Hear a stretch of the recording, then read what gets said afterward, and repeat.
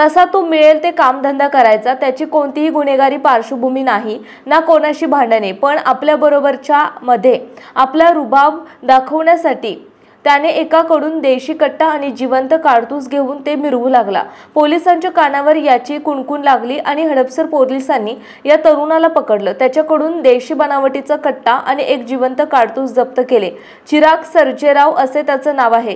Hadapsar police ठाण्याचे police उपनिरीक्षक हसन मुलानी, police अंमलदार Deepak Kamble, Abhijit Raut, Mahesh Chavan, Tukaram झुंजार यांचे पथक अवैध धंदे तसेच वाहन चोरीस प्रतिबंध करण्याकरिता पेट्रोलिंग करत होते। यावेळी पोलीस अंमलदार महेश चव्हाण आणि अभिजित राऊत यांना त्यांच्या बातमीदारांकडून बातमी मिळाली की एक तरुण संशयितरित्या स्वतःच्या कब्जात काहीतरी चीजवस्तू जवळ बाळगून वावरत आहे।